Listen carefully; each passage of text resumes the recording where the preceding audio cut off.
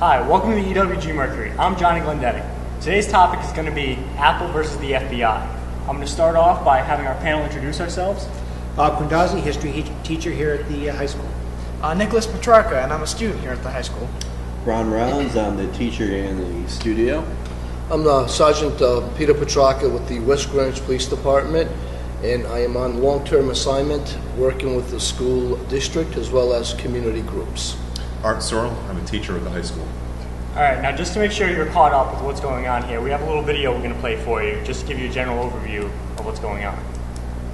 Turning now to some of the day's other news, the battle between Apple and the FBI reached all the way to Capitol Hill today. Apple is fighting the FBI's demand to help unlock an iPhone used by one of the San Bernardino attackers. As our Pete Williams explains, both are asking Congress to play referee and find an answer. And if you would please rise, I'll begin by swearing you in. The FBI director faced a skeptical House Judiciary Committee over requiring that Apple write special software to help the FBI unlock an iPhone used by one of the San Bernardino attackers. Essentially, we're asking Apple, take the vicious guard dog away, let us try and pick the lock. Comey said the FBI asked every part of the U.S. government to crack the phone and concluded only Apple held the key. When has it been the function of government to compel or force a private citizen or a company to act as an agent of the government to do what the government couldn't do? Apple's top lawyer warned that if the FBI gets what it wants, the software to disable an iPhone security could get into the wrong hands. We think that protecting the security and the privacy of hundreds of millions of iPhone users is the right thing to do. That's the reason that we're doing this. But some committee members worried about phones keeping evidence out of the reach of law enforcement. You can go into people's bodies and remove bullets, but you can't go into a dead person's iPhone and remove data. I just find it baffling. A federal judge in Brooklyn has now ruled for Apple in a battle over access to a drug dealer's locked iPhone, saying the government cannot force Apple to bypass a security measure it markets to its customers, something the judge said would be plainly offensive to the company. For now, Apple is on a roll, a win in court, its stock price up. Next, the San Bernardino court hearing in 3 weeks. Welcome back. Now that we all know what's going on, does anyone have any opinions they want to share on if they think this is legal, if this is the right thing to do, if Apple's doing the right thing, if the FBI has the right to make that, force on them to unlock the phone? Anybody? Well, I think that, I've tried to do a lot of research on this just to see exactly what the issue is. And I'm pretty clearly on the side of Apple not unlocking the phone because it's going to require an affirmative thing for them to do. They can't, the software doesn't exist. They would have to write the software. Once it's written, it's out of the box. And I also think that there's nothing on this phone.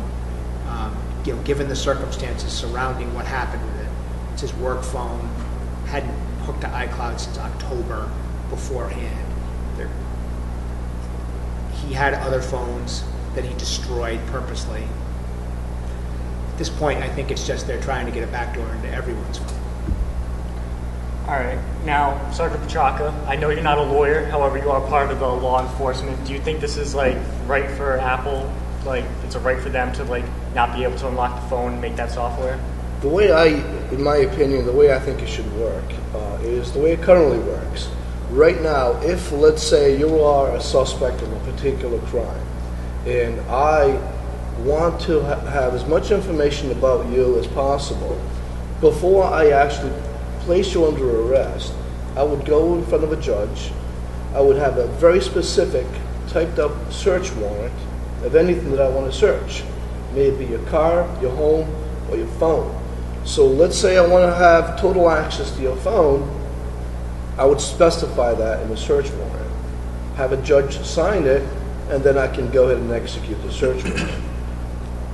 I believe that's the way it should work. I have mixed thoughts, mixed emotions, and mixed opinions in regards to giving any law enforcement agency unlimited access. That just leaves so much room for corruption. It leaves so much room for so many other things. So if I have unlimited access, let's say I do a search on all of you today, and all of a sudden I find something with Mr. Rounds, and then find it on anybody, exactly. So my thought is, you should have a search warrant signed by the judge. And the advantage to that is there'll be a check and balance. Now, does anyone else have anything else to contribute? You might have to add to that. I'm going to give the other side. The other day, they had a husband of one of the people who were killed in the San Bernardino shootings, and the emotional side. He said Apple's absolutely wrong. We should definitely get all the information that is needed to not. Obviously, the killers are dead, but any connections that they've had, because the people who are killed are owed that sense of justice. And again, that's from an emotional side of the matter, a family member. Does that hold any water in the argument? And obviously, the FBI obviously feels that way. I would definitely have to agree with the FBI, though. And I know that it's a very slippery slope because there really is no right answer. I mean, we got to choose between either privacy or, safety. And it's a tough conversation to have because there really is no right or wrong answer. But as you said, I feel like it's just the simple morality of it that somebody's life could be at stake and we don't even know. And there are a couple of nerdy perspectives on this. Present. For software to load or for a company to author software, they basically have to digitally sign that software, and that digital signature allows it to load, and it represents the company's approval. Basically, the company has said, we approve of this software is good, we stand behind what we've created.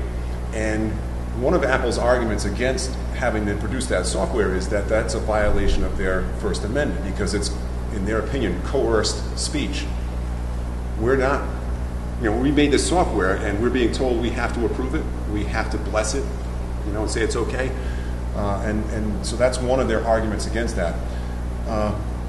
There are security experts out in the field that think that there are companies in Israel that already have the ability to open it up, and others have speculated that they should turn the phone over to the NSA, and the NSA will open it up. So there are a couple of... That's an interesting perspective, and also, Apple does $53 billion a year worth of business in China. So now we have the specter. If the software exists, if the Chinese know the software exists, well, the Chinese government is absolutely going to demand that they have that software. Sure. And they won't hesitate to use it on everybody's phone in China. Or elsewhere. Right. If that software exists, it's going to be the most wanted software in the world, and hackers are going to stop at nothing to get it, and it will be stolen, and your security is done. And if those updates become available, or if that software becomes available, do you trust the next update to your iPhone or your iPad? And the interesting thing about this also is, by being so public about the whole thing, but the FBI, Apple wanted to keep this sealed, but the FBI was insistent that it be public. They really put Apple in a really bad position, and everybody in a bad position, because let's say Apple agreed to do this secretly, and nobody knew that the software existed, and they unlocked that one phone, and okay, we're good. That's one thing. But now, they've been ordered by the FBI to do it. Everybody's going to know if they did it, then they'll know the software exists, then people will or if the NSA developed that software, well, certainly the government can develop that software and then use it as appropriate, as Officer Petrarca said, when there is a warrant to use it. Right. Then I don't think many people would have too much of a problem with that. But by publicly forcing Apple to say, hey, our encryption is no longer encryption, right? That would be bad. That's a bad situation. Totally agree. All right, guys, that was a good debate. That was the first half of our show, and we'll be right back. Hi, my name is Betty Johnson. I was 17 years old when on June 18th, I was fiddling with the radio. Joanne Winkelmeyer, I am 18 years old, and on May 5th, 2005, I was texting and driving. My name is Lorenzo John Paul, and on July 17th, 2010, I got in a massive accident.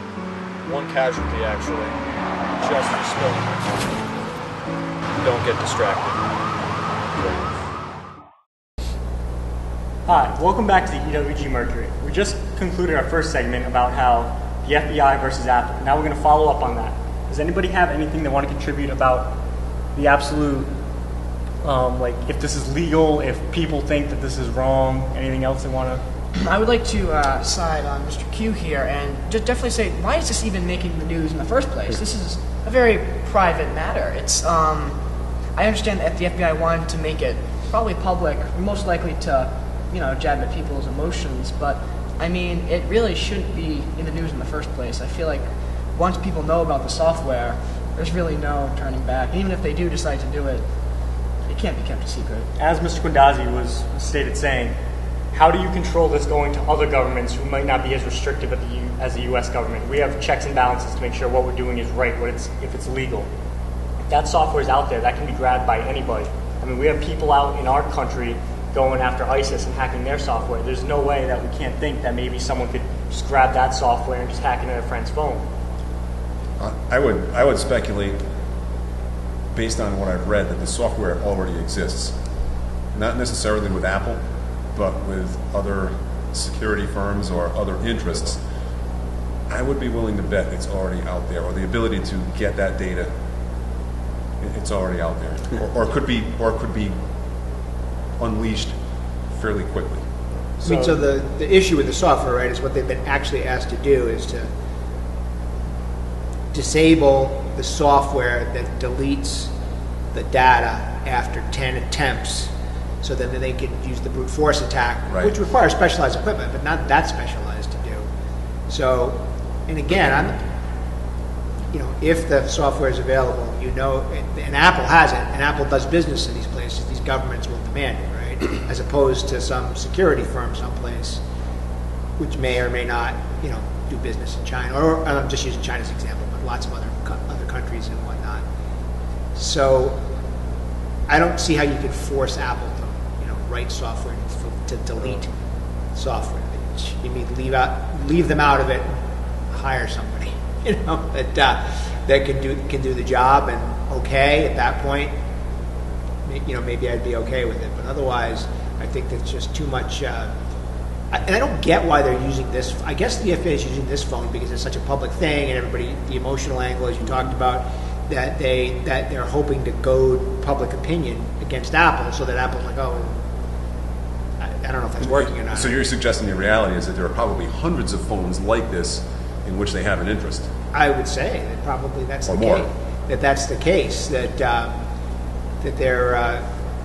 It's got to be, right? Why would they make it? It's not. I mean, I was just reading some testimony, and they did ask them, well, would there be other phones that you would use this on? And the FBI director said, well, of course.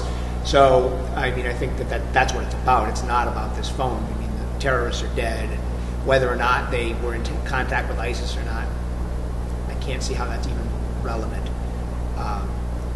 to the, they want to know where they went in the 18 minutes after the shooting. Well, where could they have gone, right? Draw a circle.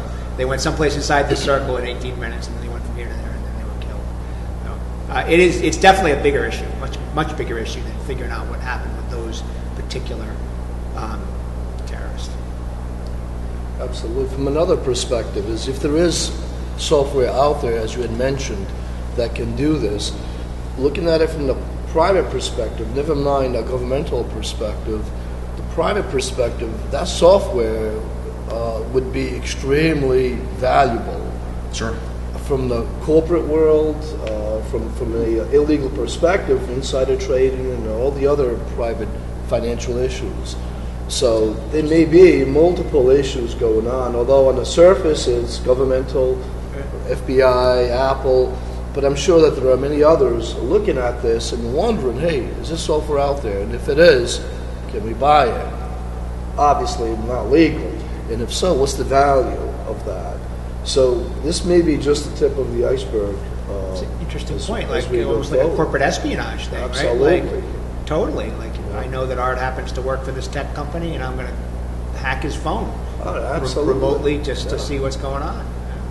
I mean, if he's the chief financial officer of a major corporation and the stock may be slightly fluctuating, I'd want to know what he's doing. I'd want to know what he's texting. I want to know what he's emailing. I want to know everything that there is to know. And I can invest millions and become a billionaire overnight just simply by knowing what he's doing in his company. From an illegal perspective, obviously, it's very illegal. And so if you were in possession of that capability, you'd probably be reluctant to hand it to the FBI. I would not hand it over to the FBI. This is all, again, from a very illegal perspective. Right. And which is a whole nother issue, you know. So much is online now, even health records. If you go to a doctor, you sign up for the health portals that various medical facilities have now. You go on there, you have your records are online if you choose to have them online. And how many insurance companies would love to go in absolutely. to find out what your health is? Yeah, absolutely. So it's amazing, it really is. But I will say a poll came out, USA Today, about 2 weeks ago. It's very split. People in this country are split in this issue. And they broke it down by the types of people. They were asking people who are tech geeks were on the side of Apple. People who didn't consider themselves tech people were on the side of the FBI. So Rick, I can see that point too. Suppose you're suggesting that the phone probably doesn't have any relevant information on it. But just imagine for a minute that we find out after the next 9/11 that the phone did have information that was relevant to stopping the next 9/11. We're going to look pretty foolish in having had this conversation. Well, okay, but I mean, and with everything, you got to play the odds, right? Yeah. The probably is the part, right? So you're about 1 billion times more likely to die in a car accident than you are to be attacked by a terrorist. That's probably an exaggeration, but probably not much of it, right? I'm not saying don't be prepared, but what lengths do you go to for what eventuality, right? You could be hit by a meteorite too, so perhaps you should have your car reinforced so that in case a meteorite came down and hit you, that it would survive the impact. Probably not a great investment. So I mean, obviously, someplace there's a balance in between there, right? Like what's appropriate, preserve our liberties. As you said, this is a difficult conversation sometimes. What is it exactly, right? You don't have an absolute right to privacy if you're planning a crime and there's evidence that you're planning a crime. Well, of course, law enforcement has to have access to your stuff with a judge's order. But preemptively, to put something out there that could really allow people to do this, you said, get into anything, that could be a real problem. At that point, we'll be your big brothers watching. At that point, we'll have achieved that. And I don't think we want that. I don't George Orwell novels. All right, good show, everybody. This is Johnny Glendenning from EWG Mercury, again with my lovely panelists. And that concludes our show.